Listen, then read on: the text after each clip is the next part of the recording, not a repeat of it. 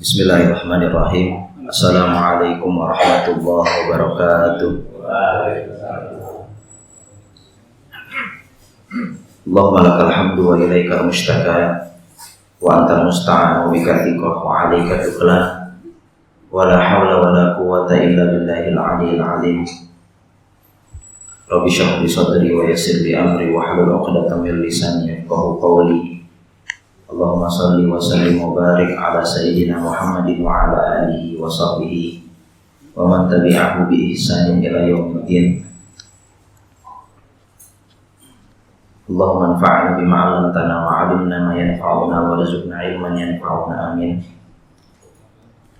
Allahumma bika asbahna wa bika amsayna wa bika nahya wa bika namutu wa ilaika nusyur. Hadirin yang dirahmati Allah, alhamdulillah, di pagi hari ini kita bisa bersama kembali, berkumpul, menuntut ilmu kembali. Insyaallah kita akan teruskan pelajaran kita dalam Syarah Bulughul Maram dari hadis-hadis pilihan dalam bab adab. Pada pertemuan yang lalu kita sudah mempelajari hadis yang pertama yang berkenaan dengan hak-hak seorang muslim. Kita masuk ke hadis yang kedua. Wa an Abi Hurairah radhiyallahu anhu qala Rasulullah sallallahu alaihi wasallam, unzuru ila man huwa asfala minkum wa la tanzuru ila man huwa fawqakum fa huwa ajdaru an la tasdaru ni'matallahi 'alaikum. Rawahu Muslim. Hadirin rahmati Allah, wa an Abi Hurairah. Hadis ini diriwayatkan oleh sahabat yang bernama Abu Hurairah.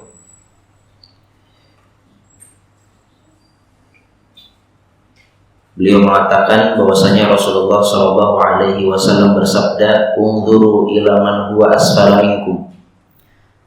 Di sini Rasulullah Shallallahu Alaihi Wasallam memberikan sebuah nasihat, "Unzuru ila man huwa asfala minkum."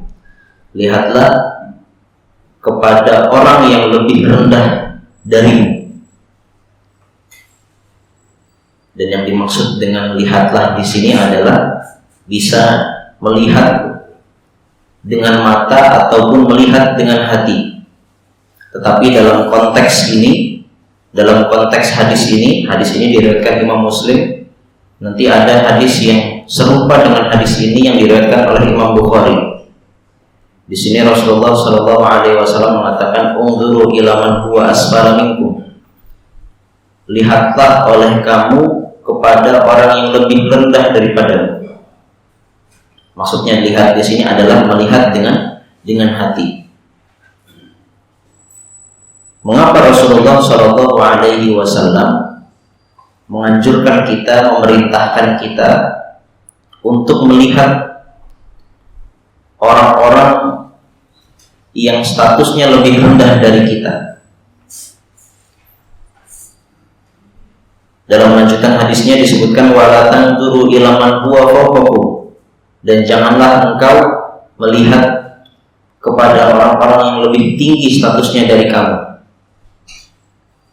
Jadi Rasulullah memberikan nasihat kepada kita, memberikan anjuran, lihatlah oleh kamu, oleh kalian kepada orang-orang yang statusnya lebih rendah, dan janganlah kalian melihat kepada orang-orang yang statusnya lebih tinggi dari kalian. Yang dimaksud dengan status rendah atau tinggi statusnya ini adalah dalam masalah duniawi. Artinya kita diperintahkan untuk melihat orang yang statusnya rendah dari kita dalam hal duniawi, dalam harta atau dalam jumlah anak atau dalam jumlah pengikut dan yang lain-lainnya yang berkaitan dengan duniawi. Bukan dalam masalah agama. Sebab dalam hadis yang serupa yang diriwayatkan oleh Imam Al-Bukhari disebutkan bahwasanya Rasulullah SAW bersabda, "Idza nadhara ila man fuddila alaihi fil mani wal khalqi." Jika seseorang di antara kalian melihat kepada saudaranya yang dilebihkan oleh Allah Subhanahu wa taala dalam hartanya atau dalam bentuk fisiknya, termasuk diantaranya adalah memiliki anak, jumlah anak atau jumlah pengikut atau harta atau pakaiannya, maka apa kata Rasulullah? Lihatlah kepada orang yang lebih rendah dari kita. Jangan kita melihat kepada orang yang statusnya lebih tinggi dari kita. Sebabnya apa? Rasulullah SAW memberikan sebab mengapa beliau memberikan nasihat tersebut. Dalam lanjutan hadisnya, bahwa ajdal, hal yang demikian itu lebih elok, lebih baik. Allah tasdaru ni'matallahi alaikum, agar kalian tidak mudah untuk meremehkan nikmat-nikmat Allah, agar kalian tidak mudah mengkerdilkan nikmat yang telah Allah berikan kepada kalian.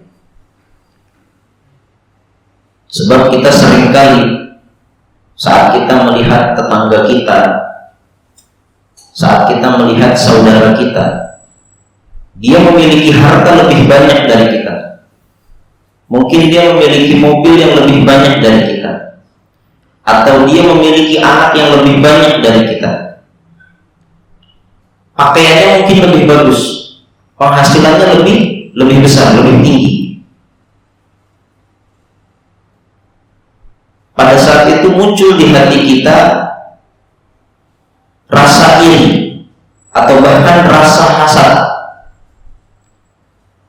yang mana kadang rasa iri tersebut ujung-ujungnya adalah sebuah kejahatan, atau bahkan minimal membuat hati kita ini merasa ingin memiliki yang semisal dengan yang dimiliki oleh saudara kita atau tetangga kita, sehingga kita mencoba untuk memiliki yang semisalnya juga.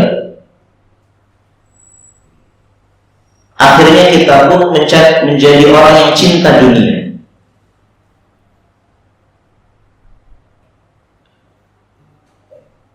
Padahal Rasulullah SAW di sini memberikan nasihat apa? Maka lihatlah kepada orang yang statusnya lebih rendah dari kita. Agar apa? Agar kita mudah bersyukur, agar kita tidak mudah mengkerdilkan nikmat yang telah Allah berikan kepada kita.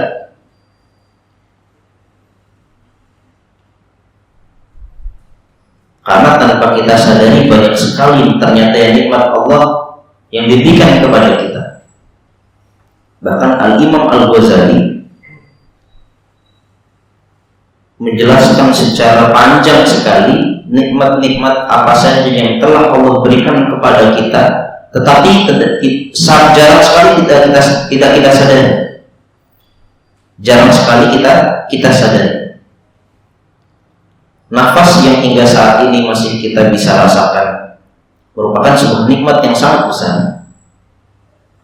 Kaki kita yang masih bisa berjalan menuju masjid, menuju musala untuk salat subuh merupakan sebuah nikmat yang besar. Maka dari itu Rasulullah SAW di hadis ini menganjurkan kita untuk melihat orang yang lebih rendah statusnya daripada kita. Bukan malah melihat orang yang statusnya lebih tinggi daripada kita dalam hal dunia. Agar apa? Agar kita mudah bersyukur, agar kita mudah menjadi orang yang pandai bersyukur, bukan menjadi orang yang meremehkan nikmat-nikmat yang telah Allah berikan kepada kita.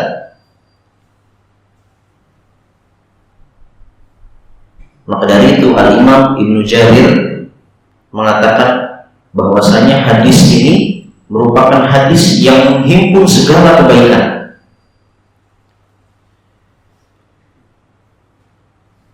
Dan hadis ini merupakan hadis yang sangat besar sekali manfaatnya untuk seorang muslim. Sebab dalam hadis ini Rasulullah SAW ingin mengajarkan kita untuk bersikap qanaah, menjadi seorang muslim yang hatinya selalu puas dengan apa yang diberikan oleh Allah Subhanahu wa Ta'ala. Dan bahkan Rasulullah SAW dalam hadis yang lain menjelaskan definisi tentang orang kaya. Pernah suatu kali Rasulullah SAW bertanya kepada seorang sahabat, tahukah engkau siapa orang yang kaya itu? Maka kemudian sahabat tersebut berkata, orang yang kaya adalah orang yang memiliki harta banyak. Tetapi kemudian Rasulullah SAW ingin memberikan sebuah definisi yang lebih mendalam. Beliau ingin menjelaskan hakikat dari orang yang kaya itu sebenarnya seperti apa. Maka kemudian Rasulullah SAW bersabda, "Laisal ghina an kathratil 'ard, innamal ghina ghinan nafs." Kekayaan itu bukan dalam bentuk jumlah harta, bukan dalam bentuk banyaknya harta seseorang. Innamal ghina ghinan nafs. Sesungguhnya kekayaan itu adalah kekayaan hati. Bisa jadi orang yang hartanya banyak,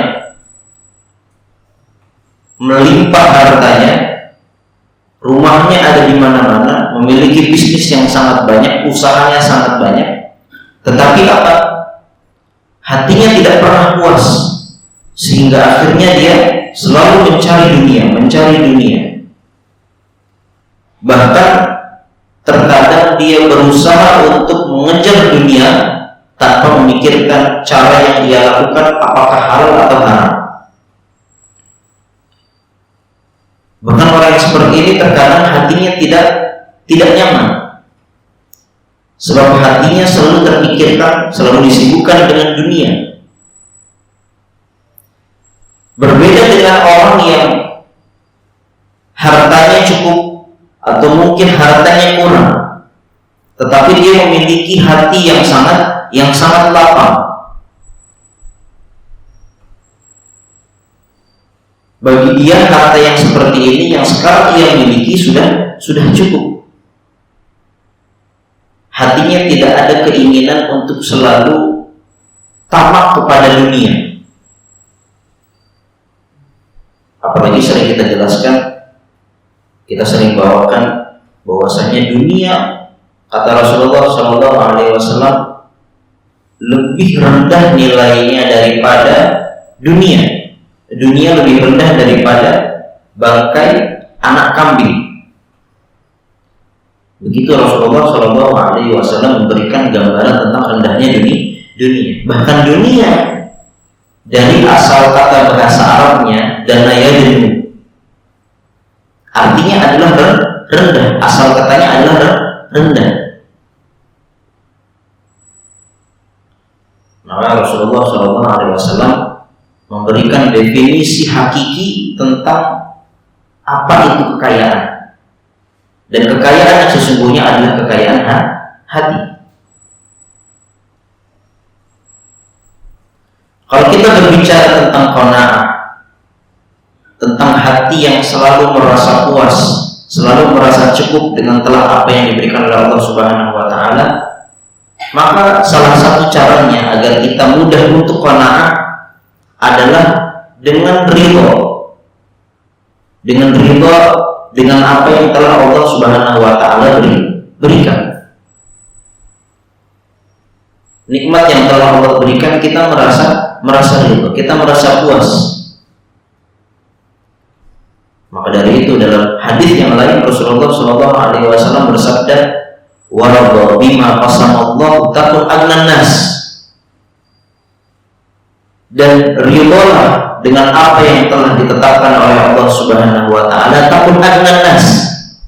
maka engkau niscaya akan menjadi orang yang paling kaya. Sebab kekayaan, kata Rasulullah tadi, adalah sesungguhnya kekayaan hati, bukan dengan banyaknya harta, bagusnya pakaian, banyaknya anak, dan yang lain. Tetapi yang perlu kita pahami saat kita berbicara hadis warḍa bima qasamallahu takun annas, artinya ridholah kamu dengan apa yang telah ditetapkan oleh Allah Subhanahu wa taala. Segala yang sesuatu yang terjadi di dunia ini merupakan ketetapan Allah dan merupakan anjuran dari Rasulullah agar kita ridho dengan apa yang telah Allah tetapkan. Tetapi harus kita pahami, bukan berarti semua ketetapan Allah ini kemudian kita ridhoi. Contohnya adalah misalnya kita melihat sebuah maksiat. Maksiat tersebut merupakan ketetapan Allah. Tetapi bukan kemudian kita meridhoi sebuah kemaksiatan tersebut. Tetapi yang wajib kita lakukan kalau kita melihat maksiat adalah kita ingkari. Amar ma'ruf nahi munkar. Wajib tetap kita ingkari. Tetapi yang dimaksud dengan ridho terhadap apa yang telah ditetapkan kepada Allah Subhanahu wa taala adalah apa yang telah Allah putuskan bagi kita dari bentuk nikmat-nikmat.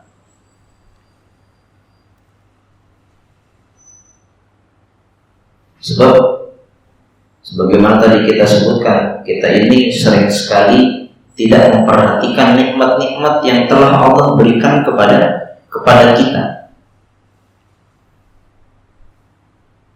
Dunia ini 2/3-nya adalah air. Itu merupakan sebuah skenario yang telah Allah ciptakan untuk manusia, dan itu merupakan sebuah nikmat. Sebab seandainya air yang ada di dunia ini hanya misalnya 1/3, maka yang terjadi apa? Curah hujan menjadi dikit, karena proses hujan adalah dengan pemanasan di laut, penguapan. Kalau kadar air yang ada di dunia ini hanya 1/3 misalnya, tidak sampai 2/3, curah hujan lebih sedikit, maka kemudian tumbuhan-tumbuhan tidak akan tumbuh dengan baik. Yang terjadi adalah pemanasan global. Tidak ada kita bisa kemudian memetik buah-buahan yang enak. Tidak bisa kita merasakan sayuran-sayuran, sebab curah hujan tadi sangat rendah. Itu merupakan sebuah kenikmatan yang diberikan oleh Allah Subhanahu wa ta'ala. Maka yang kita miliki ada 2. Ini juga merupakan sebuah nikmat yang diberikan oleh Allah Subhanahu wa ta'ala. Bayangkan jika misalnya mata kita hanya 1. Tangan yang kita miliki merupakan nikmat Allah. Bayangkan jika kita tidak memiliki tangan atau hanya memiliki 1 tangan saja. Bahkan di tangan kita sendiri ini nikmatnya sangat banyak. Bayangkan misalnya di jari-jari kita ini tidak ada ruas-ruasnya, tidak ada patahan-patahannya. Bagaimana cara kita untuk menggenggam? Jadi ternyata banyak sekali nikmat-nikmat yang sangat dekat dengan diri kita, bahkan melekat dengan diri kita, yang jarang sekali untuk kita sadar, kita syukuri. Dan hadirin dirahmati Allah,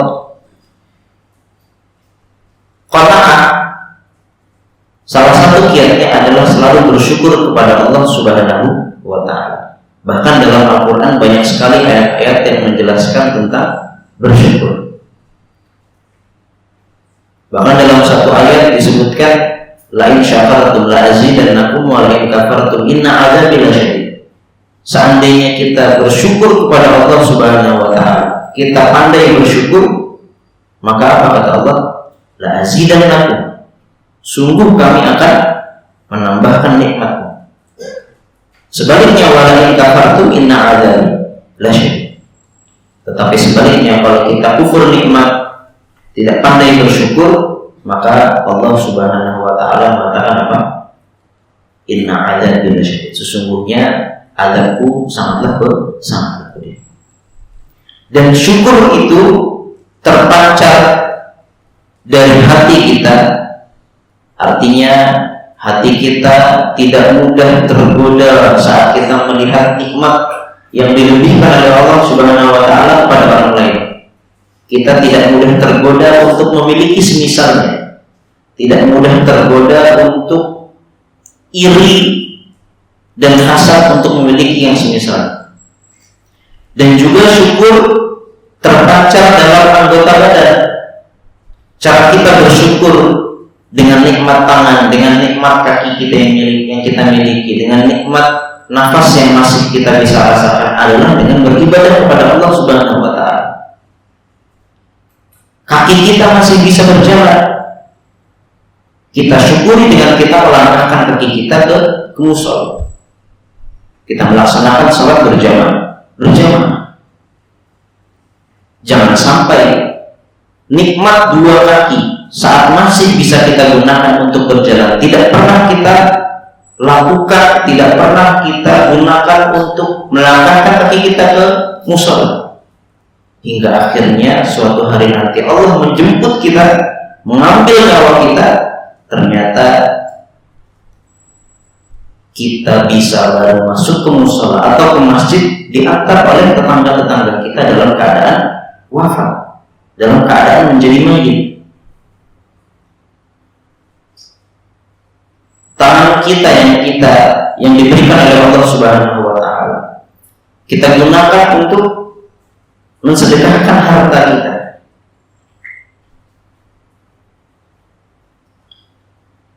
Pendengaran, telinga yang kita miliki kita gunakan untuk apa? Untuk mendengarkan hal-hal yang baik, saling menasihati di antara kaum muslimin. Jangan kemudian kita sia-siakan sehingga kemudian baru kita mendengarkan Al-Quran setelah kita wafat, saat kita ditalqin.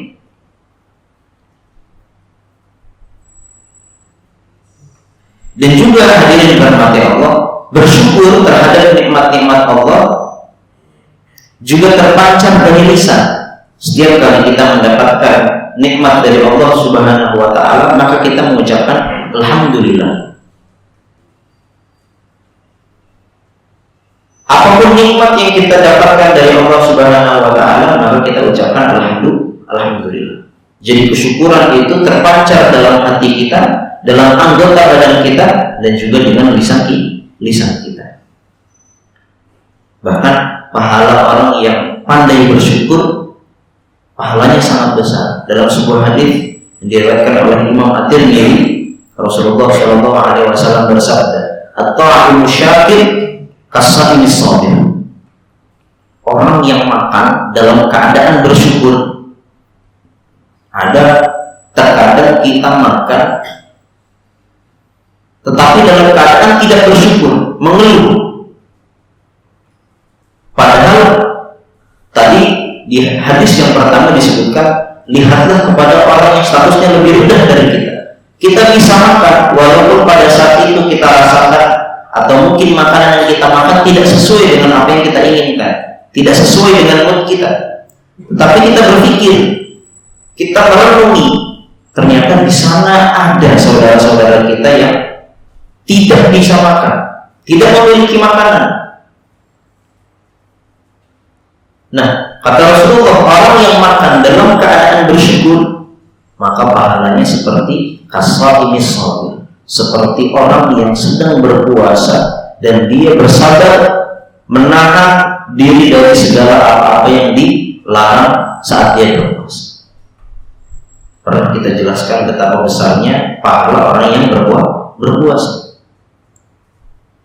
Begitu pula orang yang makan dalam keadaan bersyukur.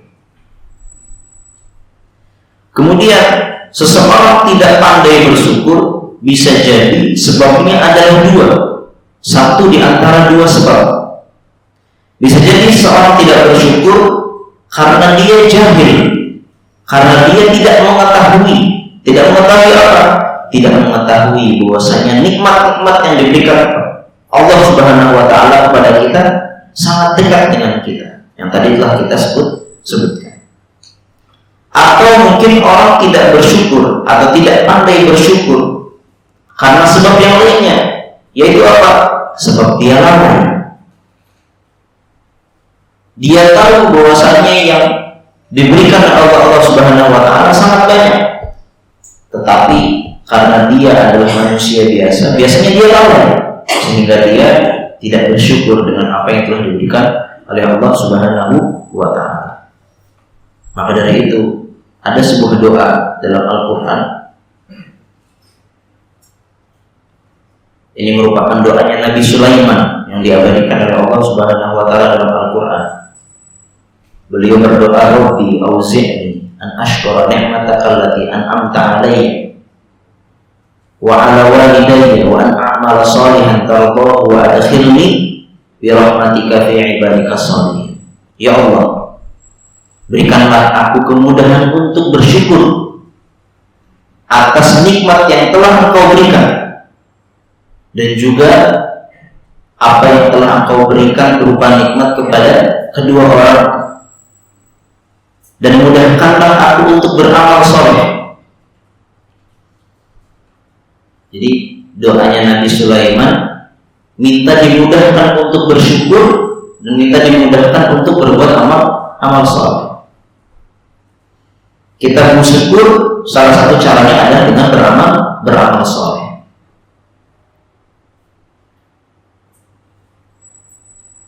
Kemudian hadirin dirahmati Allah, kembali kepada hadis yang menjadi materi kita pada pagi ini, bahwasanya Rasulullah SAW memerintahkan kita untuk melihat orang yang statusnya lebih rendah dalam hal dunia, berbeda dengan masalah akhirat. Maka kita harus melihat orang yang lebih tinggi statusnya dari kita. Artinya dalam hal akhirat, dalam hal ibadah, kita harus membuat cermin untuk diri kita kepada orang yang lebih tinggi. Bukan kita malah melihat orang yang, ini orang ini saja tidak sholat, berarti saya tidak perlu sholat. Bukan, tetapi dalam hal ibadah, dalam hal akhirat, maka kita dianjurkan sebaliknya. Kita dianjurkan untuk melihat orang yang lebih rajin daripada kita. Orang tersebut puasanya sangat banyak, selalu puasa Senin Kamis. Maka itulah yang menjadi acuan kita. Artinya kita harus terpacu hati kita, terpacu diri kita untuk bisa menyamai dia atau bahkan melewati dia. Karena Allah Subhanahu wa taala kalau dalam hal ukhrawi, dalam hal ibadah, maka yang dianjurkan adalah untuk berlomba-lomba untuk lebih banyak dan lebih baik. Fastabiqul khairat, kata Allah Subhanahu wa taala, dan berlomba-lombalah kalian dalam hal kebaikan. Dalam ayat yang lain disebutkan fal yatanafasil mutanafisun, dan saling berlomba-lomba kalian dalam hal kebaikan. Kita melihat ada saudara kita sedekahnya tidak pernah putus, bahkan banyak sekali.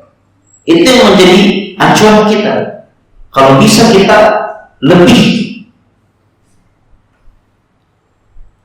Kita melihat saudara kita selalu sholat 5 waktu, bahkan sholat 5 waktunya di musala. Itu yang menjadi acuan kita. Maka saya juga harus bisa untuk sholat 5 waktu di masjid. Jangan hanya kita melihat orang yang statusnya lebih rendah dalam hal ibadah. Dan ini hadirin dirahmati Allah, qanaah, perlu kita ajarkan kepada anak-anak kita. Sebab anak kita sering melihat temannya punya mainan yang lebih bagus. Maka disitulah peran seorang bapak, seorang ibu untuk mengajarkan anaknya bersikap qanaah, bersikap mudah bersyukur. Sebab anak kecil itu butuh yang namanya pembiasaan, selalu diberikan pengertian. Jangan kita menganggap bahwasanya anak kecil itu tidak paham, tetapi sesungguhnya anak kecil itu lebih pintar dari yang kita kira. Sedikit saja kita memberikan nasihat, tetapi selalu berulang-ulang, itu akan memberikan bekas yang sangat besar bagi anak kita. Kemudian hadirin dirahmati Allah, kita sebagai manusia, saat kita melihat seseorang yang lebih banyak hartanya dari kita, atau diberikan kelebihan nikmat dari Allah Subhanahu wa Ta'ala, maka biasanya manusia itu terbagi menjadi empat. Kadang-kala saat dia melihat tetangganya memiliki nikmat yang lebih, maka biasanya dia menginginkan nikmat yang semisalnya. Dia melihat ada saudaranya atau tetangganya punya rumah atau memiliki mobil yang lebih bagus, maka dalam hatinya muncul, wah, saya juga ingin nikmat semisalnya. Saya juga ingin memiliki mobil yang bagus, ingin memiliki rumah yang bagus seperti tetangga saya. Tetapi kalau tidak tercapai, tidak masalah. Nah, yang seperti ini dimaafkan.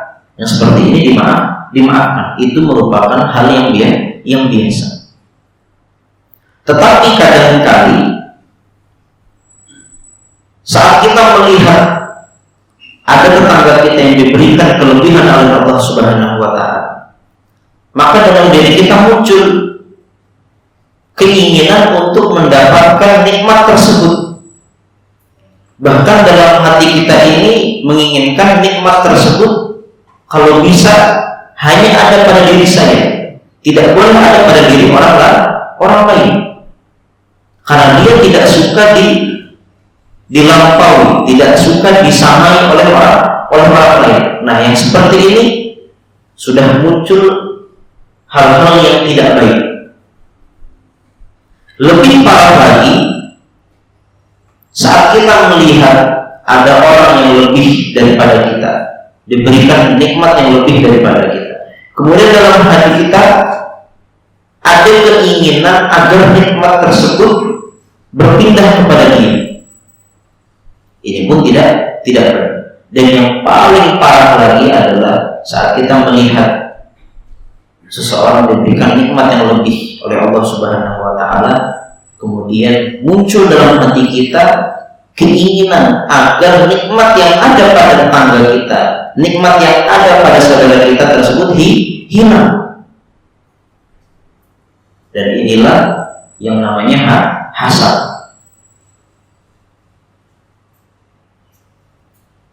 Bahkan terkadang untuk menghilangkan nikmat yang dia lihat ada pada saudaranya, dia melakukan segala cara. Tidak terpikirkan oleh dia apakah cara tersebut halal atau haram, atau bahkan terpancar oleh lisan dia dengan kata-kata yang buruk. Sebab dia tidak suka, sebab dia hasad.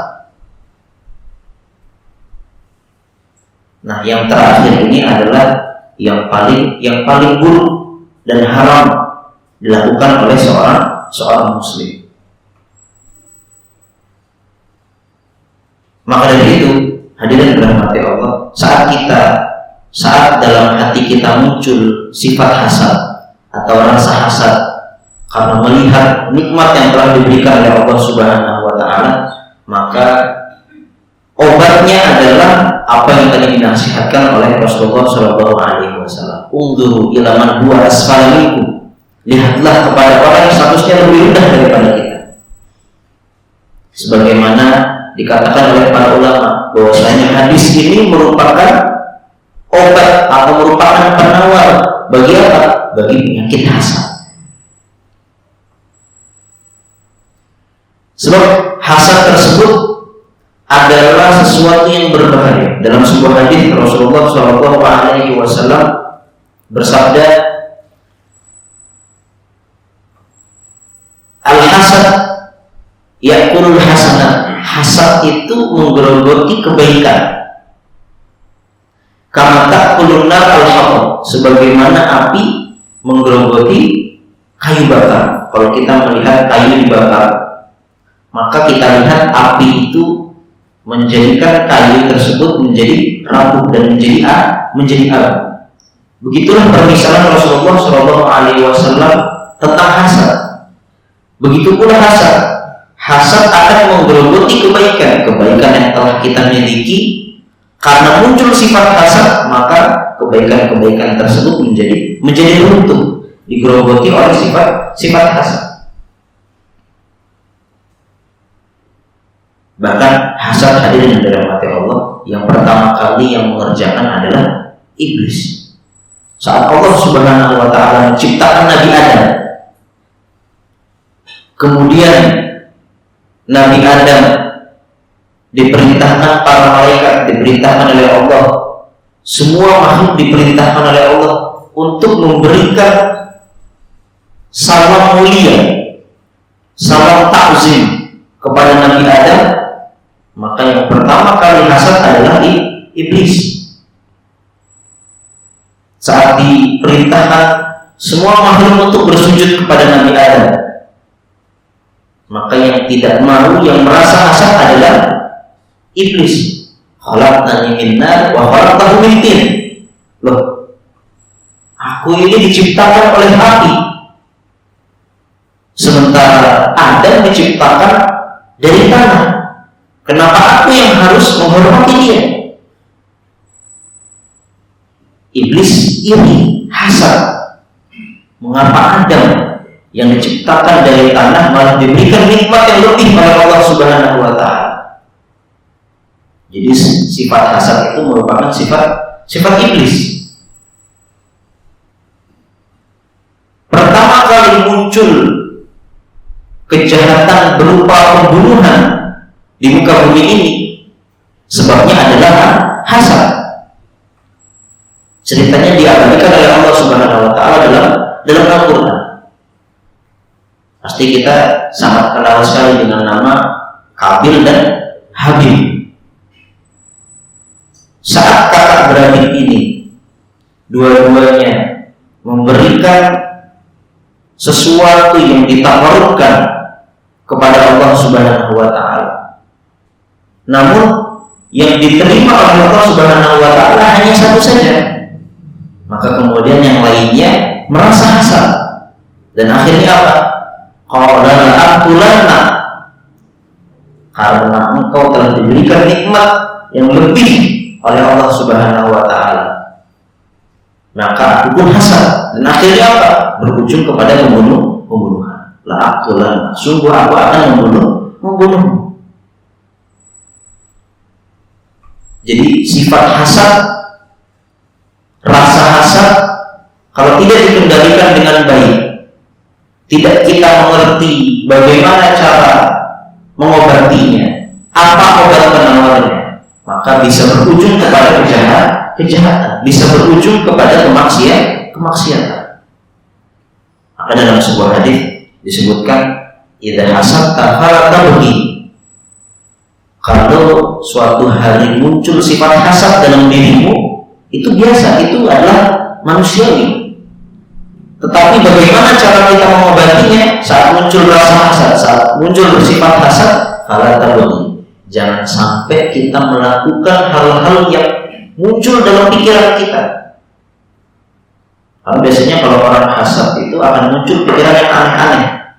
Pikiran ingin memaki dia, pikiran ingin menghilangkan nikmat dari tetangga kita, pikiran yang ingin berkata-kata buruk, ingin memfitnah. Maka saat muncul pikiran-pikiran tersebut, fala tabghi, jangan kita lakukan. Tetapi sebaliknya apa? Saat kita hasad, maka kita ingat hadis Rasulullah SAW, anjuran Rasulullah SAW, yaitu apa? Kita lihat orang-orang statusnya lebih rendah dari kita. Ternyata masih banyak yang kurang beruntung dari kita. Masih banyak yang tidak bisa makan, walaupun kita hanya bisa makan nasi putih misalnya dengan garam saja. Ternyata masih banyak orang yang tidak bisa makan.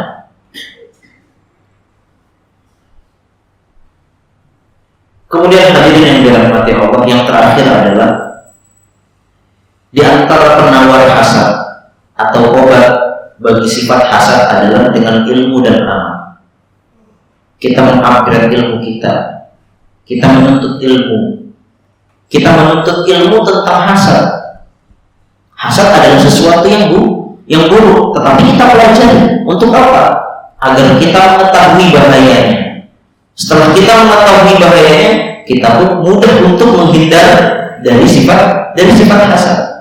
Sebab kata ulama, araftu syarr la syarr bagi tawaqi. Faman lam ya'rif syarr waqa'a fihi. Aku ingin mempelajari sebuah keburukan bukan untuk melakukannya, tetapi aku mempelajari sebuah keburukan, mengetahui sebuah keburukan untuk menghindar darinya. Dan barang siapa yang tidak mengetahui keburukan tersebut, bahaya-bahaya keburukan tersebut, dia akan mudah terperosok ke dalam keburukan tersebut. Kemudian hadirin dirahmati Allah, di antara penawar hasad yang lainnya adalah dengan beramal saleh. Memperbanyak ibadah kepada Allah Subhanahu wa taala. Selalu berdoa kepada Allah Subhanahu wa taala, dan jangan pernah kita meremehkan doa kepada Allah Subhanahu wa taala. Kita tidak pernah tahu kapan doa kita dikabulkan.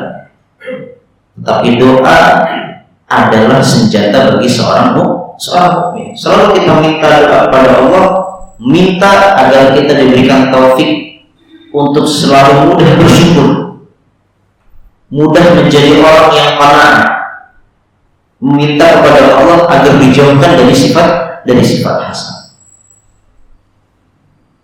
Maka mudah-mudahan Allah Subhanahu wa taala memberikan kita keistiqomahan, memberikan kita kemudahan untuk selalu bersyukur, menjadikan kita orang yang qanaah dan menjauhkan kita dari sifat hasad.